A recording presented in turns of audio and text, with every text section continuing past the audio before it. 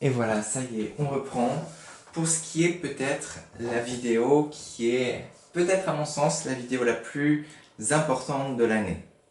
Alors, cette vidéo, elle va pas être longue, mais l'objectif de cette vidéo, c'est un grand objectif, hein. Ça va être de savoir ce qu'est un nombre décimal. On vous en a parlé, des nombres à virgule, des nombres décimaux, on vous en a beaucoup parlé. C'est maintenant, c'est le moment. Ça va. Vous pensez que c'est simple parce que vous disiez c'est simple, bah, les nombres à virgule c'est 2,13 ou je sais pas, des choses comme ça. Mais il y a des choses dont vous allez devoir comprendre pendant cette vidéo. Et c'est pour ça que c'est une vidéo très importante. Alors, on est bon, accrochez-vous, vous êtes prêts, on y va. Alors, dans le temps en fait, ils n'avaient pas les nombres à virgule. Par exemple 2,13, etc., etc., etc., ils n'avaient pas ça à l'époque. Avant 1548, les nombres à virgule n'existent pas.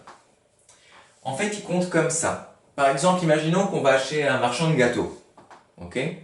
Ou ouais, on va dire un marchand de gâteaux, c'est drôle.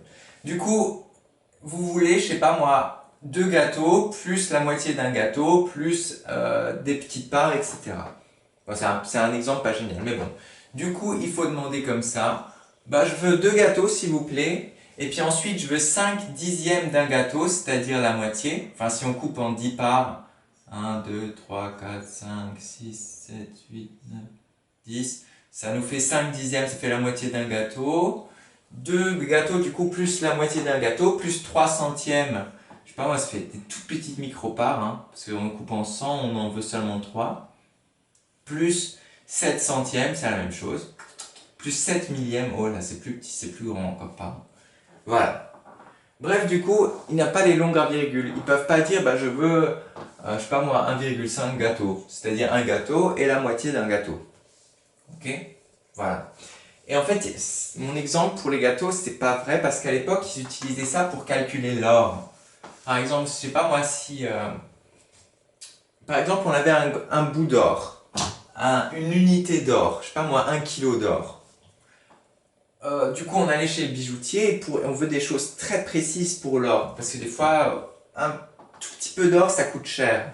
Du coup, je sais pas moi, si j'ai par exemple 2 kilos d'or, plus 5 dixièmes d'or, ça veut dire, bah, je sais pas moi, si on a de l'or coupé en 10 et on en veut 5, bah, en 1, 2, 3, 4, 5, pareil.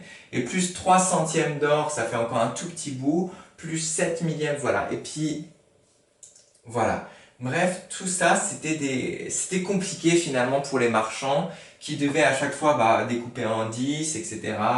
Découper en 100, prendre 3, enfin c'était très compliqué. Voilà. Et du coup, ils comptaient en fractions, comme ce qu'on avait vu avant. Et ils comptaient en fractions sur des 10, sur des puissances de 10, c'est-à-dire sur des 10, sur des 100, sur des 1000, sur des 10 000, sur etc. Voilà. Et c'est comme ça que ça se faisait le commerce à l'époque. Et puis là, on a notre Stéphane de Bruges qui arrive en 1548. C'est un mathématicien, un physicien, et un pro des nombres. Et lui, il va dire ça. Il va dire, moi j'invente un système. 2 plus 5 dixièmes plus 3 centièmes plus 7 millièmes. Je vais l'écrire comme ça. 2, ça va être nos unités. 2. Et lui, il écrit sa virgule au début, c'est pas une virgule. Ça va être un 0. Un rond avec un 0 dedans. 2 unités. Ensuite, il va le mettre en 5. 5 dixièmes. Lui, il écrira bah, avec un rond avec un petit 1 dedans, devant. Ensuite, 3 centièmes, il va faire 3. Et il va écrire avec un petit 2 dedans. Et il va dire, bah, à partir de là, ce sera des dixièmes. Le 1, c'est dixième. Le 2, c'est centième. Et le 3, bah, du coup, c'est millième. 7, petit 3. Okay. Du coup, il réussit à prendre ça et à le transformer en ça. Du coup, 3 rond 0, 5 rond 1, soit 5 dixièmes, du coup 3 centièmes, 7 millièmes. Mais finalement, c'est pas génial ça, ce système. On sait qu'il faut savoir ce que vaut le 0, ce que vaut le 1, on sait que c'est des dixièmes, ça on sait que c'est des centièmes, ça on sait que c'est des millièmes. Voilà. Mais il a inventé, finalement, il rend ça beaucoup plus simple. Il va dire, bah, on va rendre ça beaucoup plus simple. On va dire 2, c'est nos unités. Après l'unité, on met une virgule. Et ensuite, on met la suite. 537. Et c'est là que le nombre à virgule est né. De ça, des fractions, on est passé à un truc un peu compliqué. Et puis on est arrivé finalement à un truc tout simple. 5, 3, 7, 537. Voilà. Premier nombre à virgule a été inventé. Donc 2,537, c'est entre 2 et 3. C'est plus grand que 2 et plus petit que 3. 2,537. Voilà. Et on peut l'appeler aussi 2,537 millièmes.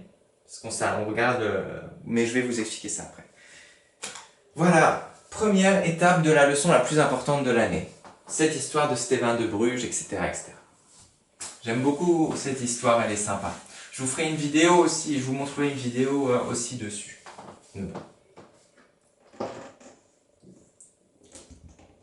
Ok. Voici donc notre leçon, qui est peut-être la leçon la plus importante de l'année aussi. Alors,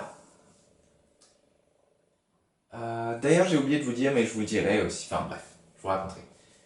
Aussi, je vais juste vous montrer, attendez, bougez pas. Ok. Petit truc rapide. Entre 1 et 2, par exemple, avec cette histoire de virgule, on a donc créé une infinité de nombres entre 1 et 2. On pensait on compte les petits, ils comptent 1, 2, 3, 4, 5. Bah en fait, entre 1 et 2, il y a une infinité de nombres, il y a des milliards de nombres. Il y a, par exemple, 1,1, 1,2,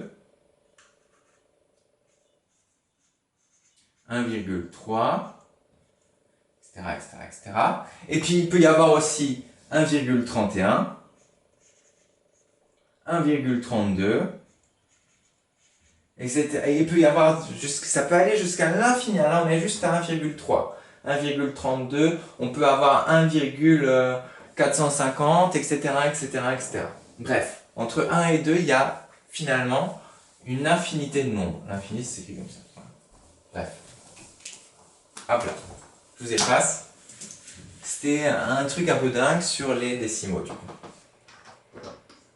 Je tout là.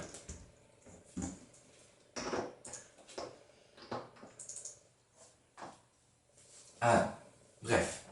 Il y a donc, c'est super simple. Pour les nombres décimaux, pour tout comprendre, il y a 3 choses à apprendre. 3.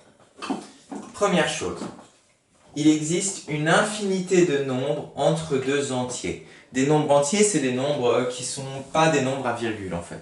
Par exemple, 1, 2, 3, 4, 5, 1050, 350, etc. Ce ne sont pas des nombres avec des virgules, c'est des nombres entiers. Entre 2 nombres entiers, il y a une infinité de nombres. Par exemple, entre 1 et 2, bah, vous pouvez avoir, je sais pas moi, 1,1, 1,2, 1,27, 1,3, etc., etc., etc., etc. Jusqu'à 1,99, et puis là, on arrive à 2. Okay. Ou 1,999, bref. Voilà. Première chose, du coup, à apprendre, c'est cette notion d'infinité de nombres entre 2 entiers. Entre 1 et 2, il y a une infinité de nombres. Voilà. Ensuite, dans un nombre décimal, il y a 2 parties. Il y a la première partie qui est la partie entière, à gauche de la virgule. Ça, c'est les nombres entiers qu'on connaît. C'est la même chose, hein. 1, 2, 3, 325, bah là c'est la partie entière, c'est-à-dire qu'il n'est pas des nombres à virgule. Du coup, à gauche de la virgule là à gauche, on a la partie entière. Et à droite de la virgule, là, on a la partie décimale. Décimale, c'est ce qui est à droite de la virgule. Okay. On a donc, dans les nombres décimaux, 2 parties. La partie entière, qui est la partie des nombres qu'on connaît, et à droite de la virgule, les nombres décimaux. Voilà, virgule, par exemple, je sais pas moi, si on a 55,99, virgule 356, 55 ce sera dans la partie entière, et 356 ce sera dans la partie décimale. Bref. Deuxième chose à savoir. Troisième chose à savoir maintenant, qui est peut-être la chose peut-être la plus importante aussi. Vous avez appris depuis maintenant la maternelle peut-être, ou plutôt le CP peut-être, que chaque chiffre a un rang, une valeur dans les nombres entiers. Un rang, une valeur. C'est-à-dire par exemple le 1, on sait que c'est le tout premier chiffre, c'est celui des unités. Le 2 ici, c'est dans 321, c'est le chiffre des dizaines. Et le 3, c'est le chiffre des centaines. Voilà.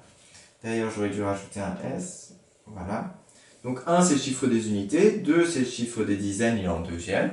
3, c'est le chiffre des centaines. Ça, vous l'avez appris depuis le CP, etc. Mais alors, pour les nombres, là, on sait, ça c'est les unités, dizaines, centaines. Maintenant, il faut leur donner un nom à cela, à cette partie décimale. Comment est-ce que ce 3, il va bien pouvoir s'appeler, et ce 5 va bien pouvoir s'appeler? Eh bien, vous le savez déjà. Hein. Ah zut, j'ai effacé.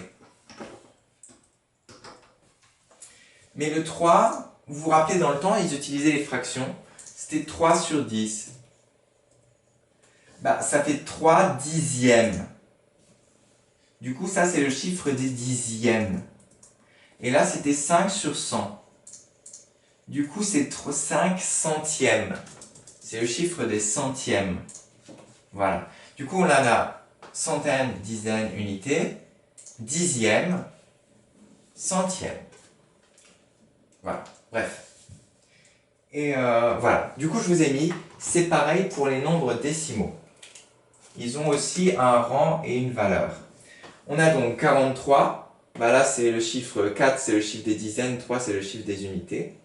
Et ensuite, on a le chiffre des tout premiers après la virgule. À droite de la virgule, on a le chiffre des dixièmes. Je vous ai mis ième parce que c'est la chose qui change.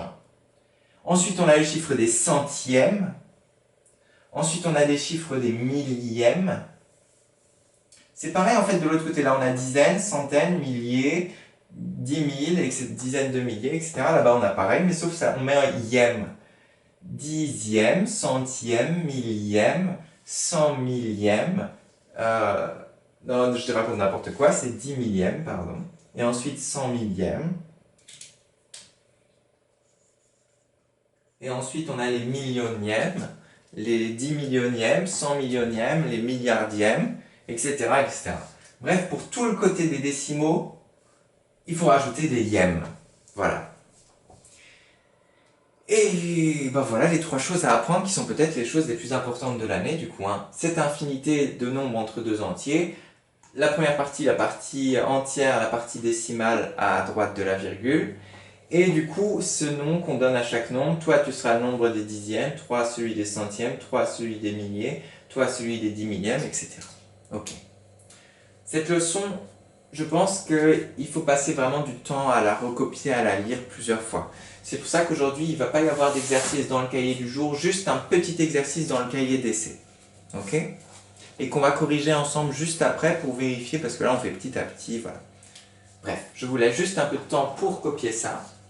Et on se retrouve après dans le cahier d'essai pour faire l'exercice.